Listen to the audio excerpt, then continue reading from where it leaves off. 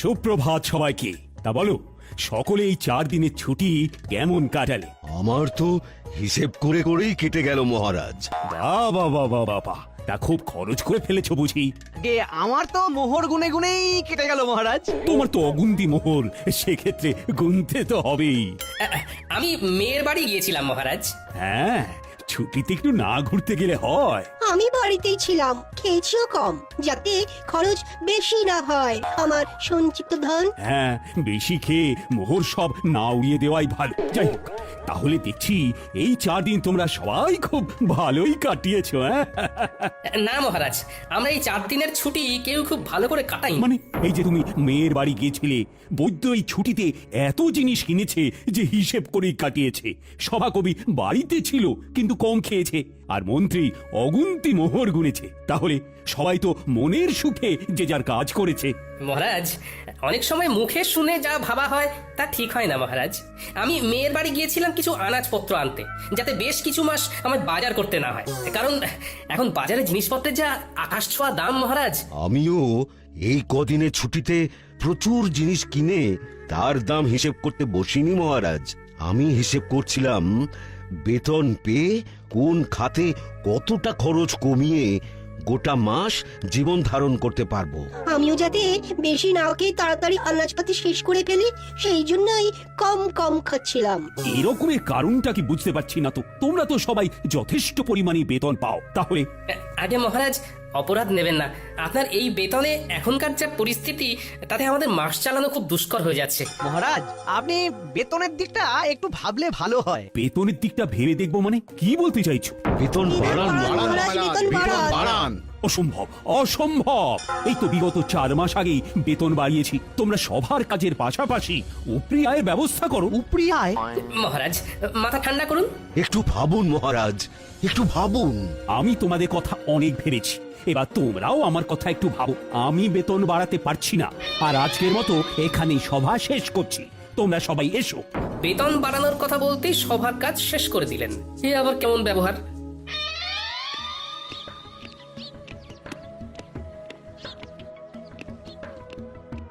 একে মহারাজ, আপনি এখন এই অসময়ে? হ্যাঁ, চলে এলাম আর কি। সবাই একটু গন্ডগোল হয়েছে। তারা বেতন বাড়াতে বলছে রানী। যা বেতন পাচ্ছে তাতে নাকি জিনিসপত্রের বাজারে যা আকাশ ছোঁয়া দাম, তাতে হচ্ছে না। আপনি কি বলেছেন শুনি? আমি বলে দিয়েছি বেতন বাড়ানো এখন অসম্ভব। আমি ওদেরকে বলেছি উপরি আয়ের ব্যবস্থা করতে। সে কথা শুনে সবাই কি বললেন? সবাই আকাশ থেকে পড়লো। একটা কাজ করুন না মহারাজ, আপনার পশ্চিম দিকের যে মাঠটা রয়েছে সেইখানেই ওদের জন্য কিছু ব্যবস্থা করে দিন না। তা তোমার কথাটা মাথায় থাকলো, তবে 2 দিন বাদে বলবো। আগে দেখি ওরা কে কি করে। বেশ। গিন্নি, ও গিন্নি। বলো। এ কি গো গিন্নি, তুমি শুয়ে আছো? শরীর খুব খারাপ নাকি? দেখি দেখি। হেমা, তোমার গা তো জ্বরে পুড়ে যাচ্ছে। কিছু খাওনি নাকি? আমি উঠতে পারছি না। আজকে রান্নাটা যে কি করে করব বুঝতে পারছি না গো। হ্যাঁ, রান্না নিয়ে কিছু ভেবো না, ও আমি করে নিচ্ছি। তুমি শুধু চুপটি করে শুয়ে থাকো দেখি। না, সে কি করে হয়? তোমার এসব রাধা বাড়া অভ্যেস নেই। আরে তোমারও কি জন্ম থেকেই স্বামীর সাথে ঘর করার অভ্যেস ছিল? হ্যাঁ, সেই তো আমার সাথে বিয়ের পরে অভ্যেসটা হয়েছে। আমার কথা আলাদা, আমি মেয়ে মানুষ। বারে বা, বেটা ছেলে বলে কি রান্নার অভ্যেস তাও আবার কদিনের জন্য হবে না? এইসব একদম বাজে কথা গিন্নি। তাও আমার খারাপ লাগবে। তুমি এখন থামো তো গিন্নি। শোনো, আমি এই কদিন রাঁধবো, আর তুমি শুধু গ্যাট হয়ে খাটের উপর বসে খাবে, বিশ্রাম নেবে। তুমি শুধু আমি রান্নাটা কেমন করি সেটা দেখো।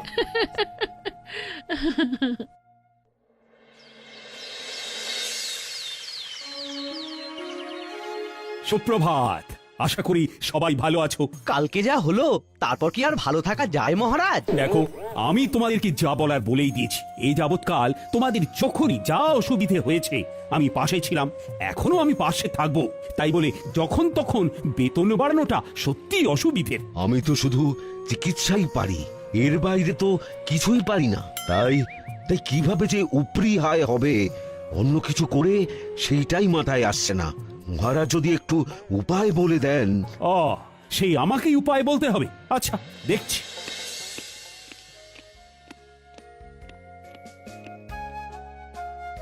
মহারাজ বলছি কি, সুপ্রভাত রানীমা। সুপ্রভাত। আশা করি সকলে ভালো আছেন। ভালো নেই, খুব সমস্যায় আছি রানীমা। তা আজকে গোপাল আসেনি কেন? তাই তো, তালে গড়ে খেয়ালই নেই। আগে মহারাজ, আমি এসেছি। এ কি গোপাল, এত দেরি হলো যে? তোমার শরীর ঠিক আছে তো? আমার শরীর তো ঠিক আছে, কিন্তু কিন্তু আমার গিন্নির শরীর ভালো নেই, তাই ঘরের কিছু কাজ সামলে রান্না করে আসতে গিয়ে দেরি হয়ে গেল। এই রে ও গোপাল, কটা শাড়ি আর চুড়ি এনে দেবো নাকি? গোপাল, তাহলে সুগৃহিণী দক্ষ রাধুনী হয়ে গেলে নাকি? দরকার পড়লে যদি হই তাতে মন্দ কি বলুন? সকলে চুপ করুন, বরং আপনারা গোপালকে দেখে শিখুন। সে স্ত্রীর শরীর খারাপে নিজে এগিয়ে এসেছে, স্ত্রীর কষ্টটা বুঝেছে। ঠিকই তো, না কষ্ট বুঝলে হয়। এই বৈদ্যমশাই, আপনি আজই গোপালের বাড়ি গিয়ে ওনার স্ত্রীকে দেখে আসবেন। গোপাল, সত্যি তোমার তুলনা হয় না। থাক, অমন মেয়ে মানুষের কাজ করে আমার সুখ্যাতি পাওয়ার দরকার নেই।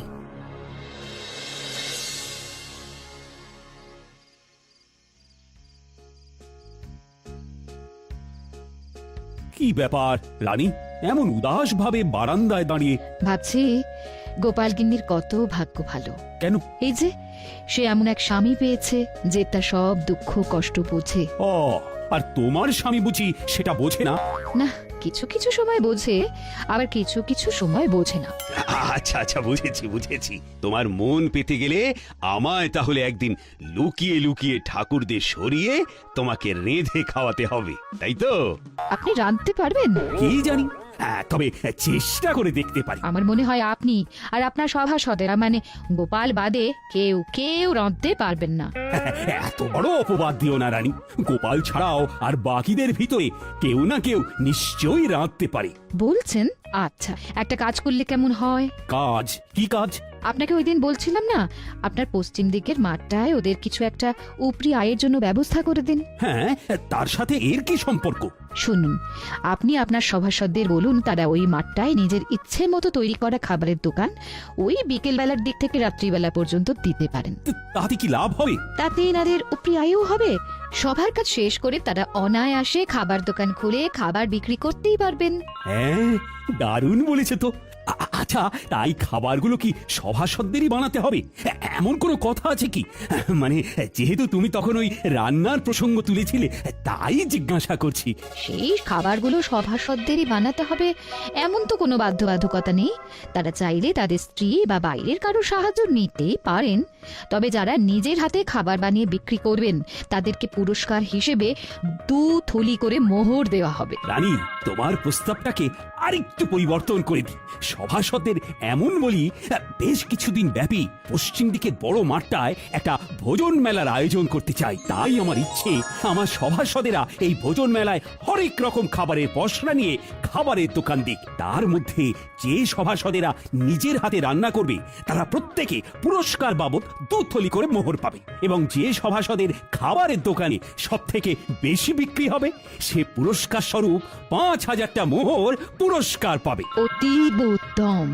শুধু শুধু উপরি আয়ের জন্য ওনারা সবাই খাবারের দোকান খুলতে রাজি নাও হতে পারেন, তার থেকে পুরস্কারের কথা বলে মেলায় খাবারের দোকান খোলার প্রস্তাব দেওয়াটা একদম উপযুক্ত। আপনি কালকেই ঘোষণা করে দিন মহারাজ। ভাবছি আমিও যদি দোকান দিই তাহলে আমাকে পুরস্কার দেবে বলো তো রানী? তা আমি কি জানি।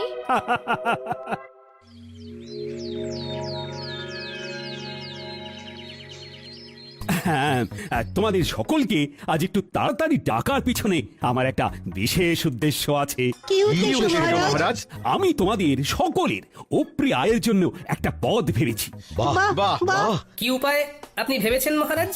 আমি আমার পশ্চিমের মাঠটায় একটা ভোজন মেলার আয়োজন করতে চাই। সে অতীব ভালো, কিন্তু মেলায় গেলে তো খাবার কিনতেই প্রচুর খরচ হয়ে যাবে। তাহলে এভাবে আমাদের উপরি আয় হবে কি করে মহারাজ? নিজের দোকান থেকে খেলে ব্যয় হবে না মন্ত্রী। নিজের দোকান মানে? আপনি কি ওই মেলায় আমাদের দোকান দিতে বলছেন মহারাজ? একদম ঠিক।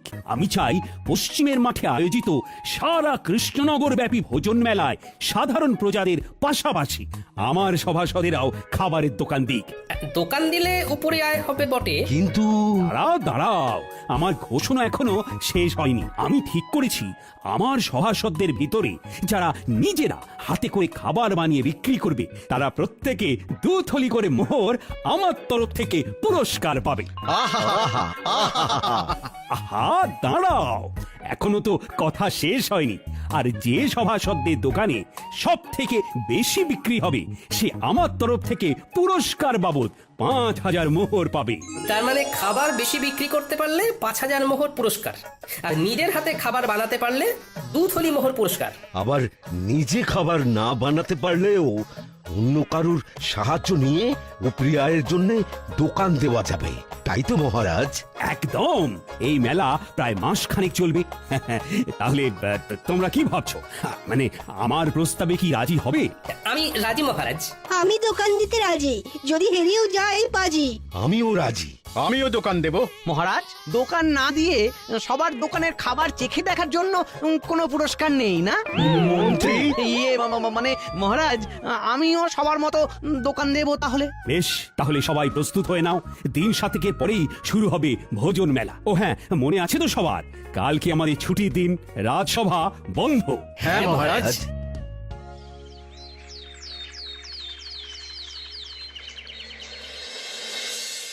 গিন্নি, ও গিন্নি, আরে ও গিন্নি, শোনো না। হ্যাঁ, তাহলে তাহলে তুমি বলছো আমি বেশ ভালো করেই জিলিপি, অমৃতি, গজা এসব বানাতে পারবো না? হ্যাঁ, খুব খুব ভালো করে পারবে। তা আমার প্রতি তোমার এত আত্মবিশ্বাসের কারণ কি? আরে বাবা, জিলিপি অমৃতি বানাতে গেলে শুধু ময়দার মিশ্রণটা এই টকবকে গরম তেলের ভিতরে ভালো করে প্যাঁচ দিয়ে গোল গোল আকৃতি করে পাক দিলেই তৈরি হয়ে যায়। আর এই প্যাঁচ দেওয়ার ব্যাপারে কৃষ্ণনগরে তোমার মতো পারদর্শী আর কেউ আছে বলে তো আমার মনে হয় না। ঠিক বলেছো, তোমারও যা প্যাঁচালো মন, সেই মনের প্যাঁচের মতো আমায়ও যা সুন্দর করে তুমি জিলিপি অমৃতি বানাতে শেখাবে, আহা আহা, তারপর আমার পূর্ব অভিজ্ঞতা তো আছেই। যাকে যাক, এই চলো শুরু করে, চলো চলো।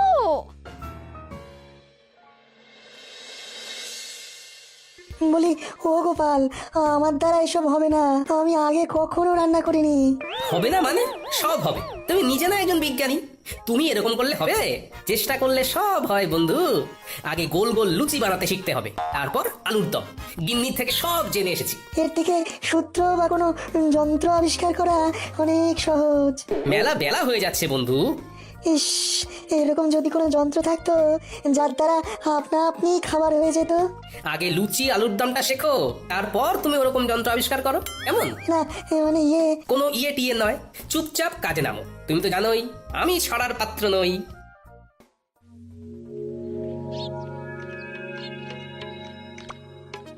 কি হে বন্ধু, কি খবর?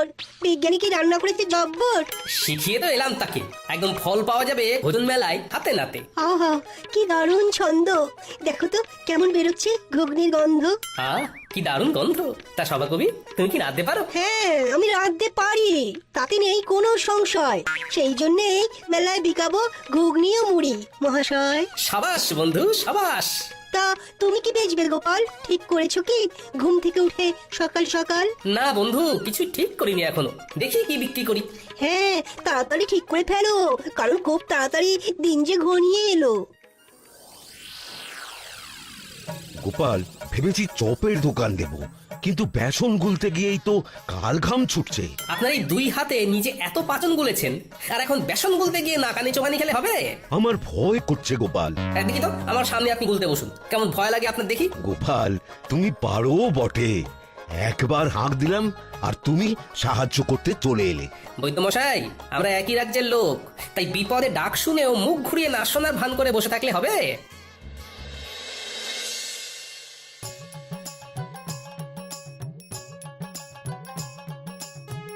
হ্যাঁ গো, এলে? হ্যাঁ হ্যাঁ, মোটামুটি সবার বাড়ি একবার করে ঢু দিয়ে এলাম, বুঝে গিন্নি। দেখলাম মোটামুটি সবাই একদম জোর কদমে রান্নার প্রস্তুতি নিচ্ছে। তা তুমি কি বানাবে কিছু ঠিক করলে? এমনিতে বাড়ির রান্না তো বেশ ভালোই করছো। সেটাই তো এখনো ঠিক করে উঠতে পারিনি। সবাই মোটামুটি সেই গতে ধরা রান্নাই করছে। না, আমায় একটু অন্যরকম কিছু ভাবতে হবে। ও দিদা, এক ঘটি জল দাও না। ঝাল কি ঝাল! আর খাবো না, নাক মুলছি, কানে মুলছি, আর খাবো না। উফ, বাপরে বাপ! দাঁড়া দি, কিন্তু কি খেয়েছিস বলতো? ফুচকা! আমার বাবা শহরে গিয়েছিল, তাই ফেরার পথে ওখান থেকে এনেছিল ঝাল ঝাল ফুচকা। জানো তো দাদু, এখানকার কেউই ফুচকার তেমন নাম শোনেনি। গিন্নি, ও গিন্নি, ফুচকার দোকান দিলে কেমন হয়? খুবই ভালো হয়। হ্যাঁ, সেইবারে খুকির বাড়িতে গিয়ে খেলাম, শহর থেকে জামাই এনেছিল, অসাধারণ। কিন্তু তুমি কিভাবে বানাই শিখবে কি করে? এখনো হাতে 4-5 দিন সময় আছে গিন্নি, শহরে গিয়ে শিখে আসবো কালকে, তারপর ভোজন মেলায় ফুচকা বিক্রি করব। আহা, শুধু খাবারের মেলায় কেন, গোটা কৃষ্ণনগরে তুমি বিক্রি করবে। এখানকার কেউ জানেই না ওই ফুচকার নাম। ভালো লাগলে না এই প্রচুর প্রচুর বিক্রি হবে। হ্যাঁ, তা ঠিক। আর মহারাজ এটাও বলেননি যে খাবার শুধু ভোজন মেলাতেই বিক্রি করতে হবে। আমি কিছুক্ষণ দোকানে থেকে ফুচকা তৈরি করে ঠেলা গাড়ি নিয়ে ফুচকা বিকোতে বেরিয়ে যাব। তারপর তুমি আর ন্যাপলা পুঁটি গুলটে দোকান সামলাবে। দাদু তুমি চিন্তা করো না, আমরা সব সামলে দেব। দারুণ দারুণ জিনিস খাওয়ালে গোপাল, অপূর্ব স্বাদ। পুরটা খাসাও মেখেছো গোপাল। শুভেচ্ছা বন্ধু, একদম অন্য ধরনের জিনিস খাওয়ানোর জন্য। আর অসংখ্য ধন্যবাদ আমাকে লুচি আলুর দম শিখিয়ে দেওয়ার জন্য। আরে ধুর, কি যে বলো, তা বিক্রি কেমন হচ্ছে? আমার দোকানেও মন্দ নয়। আমার দোকানেও তোমার কল্যাণে বেশ ভালোই বিক্রি হচ্ছে। বাহ, শুনে ভালো লাগলো। হ্যাঁ গো, আর দেরি করো না, দেরি করো না, ফুচকার ঠেলাটা নিয়ে গুলটেকে সঙ্গে করে নিয়ে রওনা দাও, আমরা দোকান সামলে নিচ্ছি। হ্যাঁ, ঠিক বলেছো গিন্নি। এই গুলটে, চল চল চল। ফুচকা ফুচকা নেবে গো, ফুচকা ভোজন মেলায় গোপালের বিখ্যাত ফুচকা। এক মোহরে 7টা, খেয়ে যাও খেয়ে যাও, এক মোহরে 7টা। ফুচকা নেবে গো। ফুচকাটা আবার কি?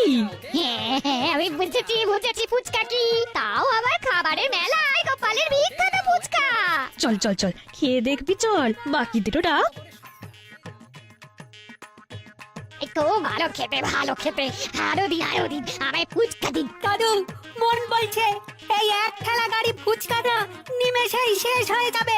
দেখে নিও দাদু, তুমি হবে সেরা বিক্রেতা। দূর পাগলা, সেরা বিক্রেতা না, সর্বোচ্চ বিক্রেতা। দুটো একসাথে বললো কিন্তু মন্দ লাগবে না।